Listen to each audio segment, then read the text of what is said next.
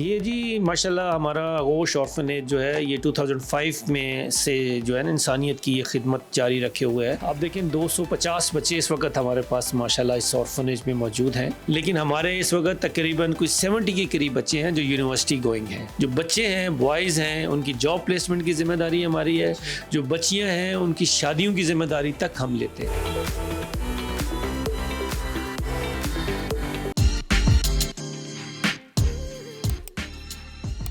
السلام علیکم ناظرین، ڈیجیٹل الائنس کے ساتھ میں ہوں آپ کا میزبان ارسلان عارف. ناظرین اس وقت میں آغوش اورفن کیئر ہوم میں موجود ہوں جہاں پہ یتیم بچے اور بچیوں کو تعلیم دی جاتی ہے، رہائش دی جاتی ہے اور ایک انہیں اچھا پروٹوکول دیا جاتا ہے تاکہ وہ پڑھ لکھ کر کچھ کر سکیں اور ایک اچھے مقام پر جا سکیں.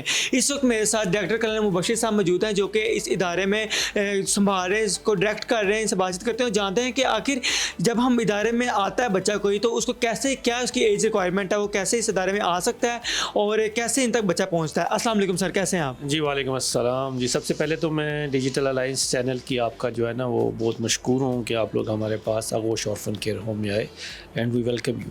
Thank you so much. جی یہ بتائیں کہ یہ ادارہ جو ہے اس کا آغاز کتنی دیر پہلے ہوا اور کیسے ہوا؟ یہ جی ماشاءاللہ ہمارا آغوش آرفنیج جو ہے یہ 2005 میں سے جو ہے نا انسانیت کی یہ خدمت جاری رکھے ہوئے ہے.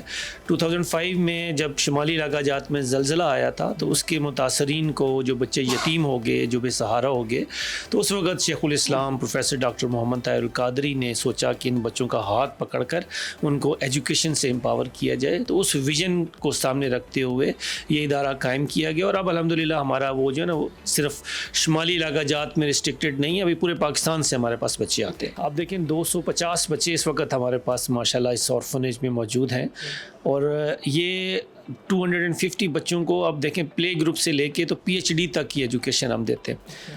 جب انیشلی جب یہ جو زلزلے کے متاثرین بچے تھے اس مد میں ہمارے پاس تقریباً 35 بچے آئے تھے جو ابھی ماشاءاللہ منہاج یونیورسٹی سے کسی نے ایم فل کر لیا، کسی نے بیچلرز کر لیا، وہ ساری اپنی ایجوکیشن کر کے اپنے پاؤں پر کھڑے. اور ابھی اس وقت بھی ہمارے پاس 250 بچے اور بچیاں موجود ہیں اور دے آل آر اسپانسرڈ. اچھا سر، آپ نے بتایا کہ اتنے بچوں کو ہم PhD ایم فل تک کروا رہے ہیں منہاج یونیورسٹی کے تھرو، تو ان کا تو کوئی اسپیسیفک خرچہ بھی ہوتا ہوگا کیونکہ ہر ایک شخص کا خرچہ ہوتا ہے، تو منتھلی کتنا خرچہ آ جاتا ہے اس ادارے کو؟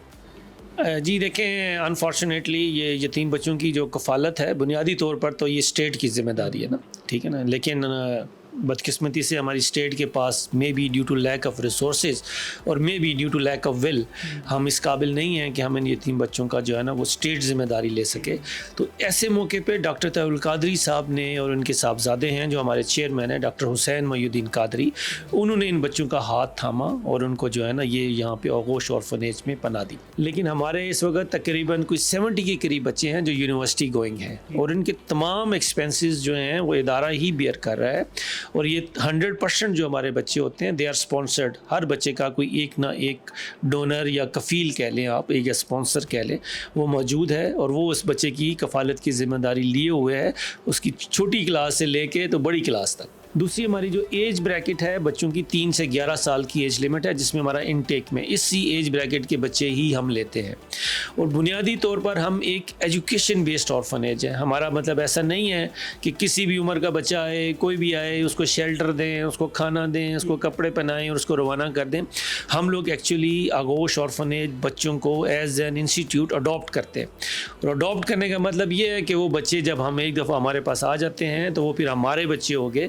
اور ہمارا جو سلوگن ہے کہ we are family for ever and we shall leave you never, اس سلوگن کے ساتھ ہم بچوں کی پرورش کا آغاز کرتے ہیں.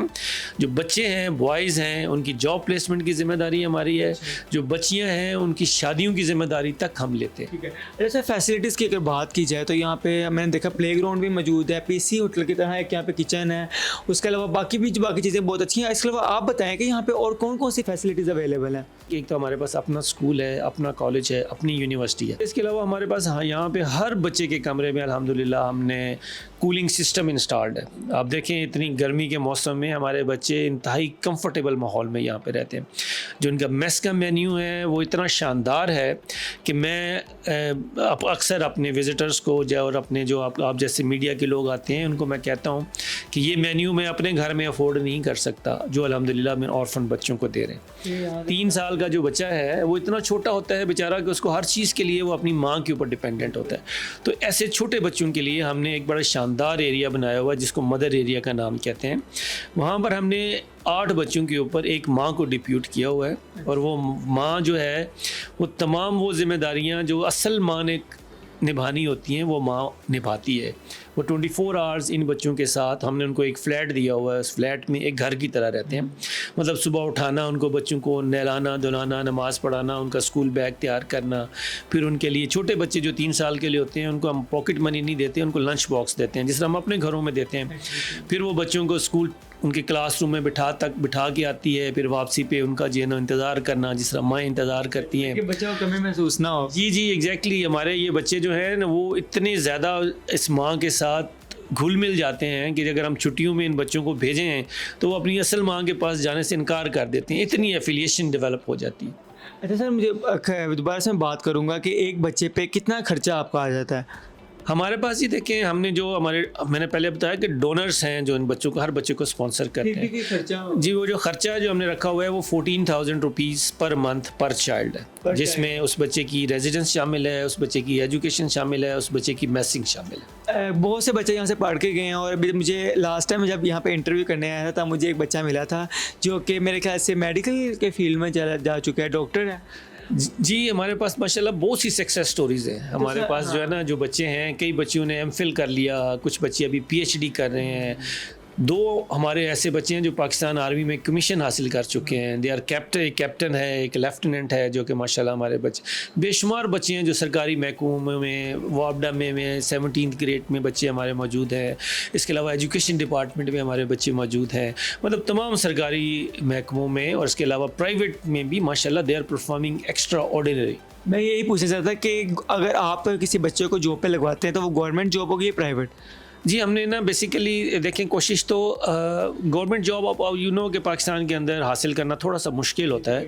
تو ہمارے ان بچوں کے لیے ہماری جو انڈسٹریلسٹ ہیں یہاں پہ ان کے ساتھ ہمارا اسپیشل انڈرسٹینڈنگز ہیں, ان کے میمورینڈم آف انڈرسٹینڈنگ سائن ہوئے ہیں. وہ پریفر کرتے ہیں ہمارے بچوں کو کہ جو ہی بچہ آپ کا گریجویٹ کر لیتا ہے یا ان کی ایجوکیشن کی ریکوائرمنٹ کے حساب سے ایجوکیشن کا کمپلیٹ کر لیتا ہے تو وہ ہمارے بچوں کو فوری طور پہ جاب پہ رکھ لیتے ہیں. اس کے علاوہ ہمارے پاس اپنے اتنے ادارے ہیں. دیکھیں ہمارے پاس آغوش ہے, یہاں پہ اسکول ہے, کالج ہے, ہمارے پاس تحفیظ القرآن ہے, ہمارے پاس ایک منہاج ایجوکیشن سوسائٹی ہے, ہمارے پاس شریعہ کالج ہے, یونیورسٹی ہے, اور اس کے علاوہ ہمارے پاس مرکزی سیکریٹریٹ ہے ہمارے پاس جہاں پہ جابس کی جو ہے نا اپارچونیٹیز ہیں. تو ہم اپنے بچوں کو سب سے پہلے تو اپنے اداروں میں ہی پریفر کرتے ہیں.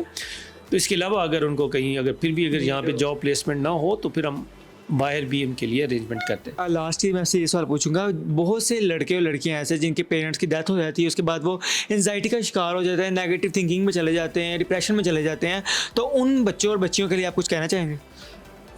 جی مجھے ایک تو اکثر یہ میرے سے سوال ہوتا ہے جی کہ ہم لوگوں نے جو ایج لمٹ رکھی ہوئی ہے نا 3 سے 11 سال کی, کہ یہ تو مطلب اللہ تعالیٰ کا کام ہے کہ کس بچے نے کب یتیم ہونا ہے یا اس کے فادر نے کب اس کی ڈیتھ ہونی ہے. ایج لمٹ تو کوئی کسی کو اس پہ نہیں کہہ سکتا نا, لیکن جو ہے نا وہ اصل میں ہم نے یہ 3 سے 11 سال کی ایج لمٹ رکھنے کا بنیادی مقصد ہی یہی ہوتا ہے, کیونکہ یہ جو بچے ہوتے ہیں نا یہ اسپیشل بچے ہوتے ہیں جو آپ نے جس طرح کہا, ان میں ڈپریشن کے چانسز, جب بچہ بیچارہ اگر ایک ہے اس کے والد فوت ہو جائے, اس کو نظر آ رہا ہوتا ہے کہ میری والدہ تو اس قابل نہیں ہے کہ مجھے سپورٹ کر سکے, اس کو اپنا آگے مستقبل جو ہے وہ تاریک نظر آ رہا ہوتا ہے. ٹھیک ہے, تو اس میں سائیکولوجیکل پرابلم ڈیولپ ہونے کے چانسز ہوتے ہیں. لیکن ہم چونکہ 3 سے 11 سال کا بچہ رکھتے ہیں, اس کی ایک بنیادی وجہ یہ بھی ہے کہ یہ وہ ایج ہوتی ہے جس میں بچے کو ذہن اتنا میچور نہیں ہوتا, اس کو یہ نہیں پتہ ہوتا کہ میرا جو ہے میرے ساتھ کیا بیت گیا. اور اس ایج بریکٹ میں اگر آپ بچے کو اچھا ماحول دے دیں, اچھی انوائرمنٹ دے دیں, اچھی تعلیم دے دیں, اچھی تربیت دے دیں, تو جب بچہ میچور ہوتا ہے تو وہ جب وہ آتا ہے اس کا ذہن میچور ہو جاتا ہے تو اس وقت تک وہ بہت فزیکلی, مینٹلی, ذہنی طور پہ مکمل طور پہ اسٹیبل ہو چکا ہوتا ہے. تو یہ ریزنس ہیں. اور میرا مطلب میں نے آپ سے وہ کہا جی کہ with a very heavy heart ہم لوگ جو 12 سے 11 سال سے بڑے بچے ہوتے ہیں ان کو ہم آغوش میں اپنے پاس نہیں رکھتے اسی وجہ سے. لیکن اس کے باوجود ہم نے یہاں پہ سائیکالوجسٹ رکھی ہوئی ہے, ہمارے پاس جو ہے نا سائیکالوجسٹ ہے, امپلائڈ ہے, جو انہی بچوں کی سائیکالوجیکل ٹریننگ کے لیے بھی ہے. ٹھیک ہے سر, لاسٹ میں کوئی میسیج دینا چاہیں گے آپ؟ جی میں آپ کے پروگرام کی وساطت سے اپنے تمام ناظرین کو آپ کو یہ میسیج دینا چاہتا ہوں کہ جی ان یتیموں کی کفالت جو ہے نا وہ صرف منہاج ویلفیئر فاؤنڈیشن کی ذمہ داری نہیں ہے، ہم سب کی ذمہ داری ہے.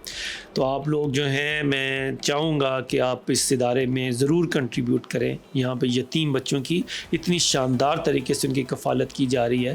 اپنے صدقات عطیات آپ جو ہے وہ اس ادارے کو دیں اور اس ادارے میں ان یتیم بچوں کا ہاتھ تھامیں، اور پھر تاکہ یہ بچے جو ہیں آپ کے معاشرے کے ایک ذمہ دار فرد بن کے آپ کے سامنے آئے. بہت شکریہ سر. جی ناظرین، ہم نے آپ کی ملاقات کروائی ڈائریکٹر کرنل مبشر صاحب سے. انہوں نے بتایا کہ اس اداروں کو کس طرح منظم اور اچھے طریقے سے چلایا جا رہا ہے. امید ہے ہماری آج کی ویڈیو آپ کو اچھی لگی ہوگی. پھر ملیں گے ایک نئی ویڈیو کے ساتھ. اپنے میزبان ارسلان عارف کو دیجیے اجازت. اللہ حافظ.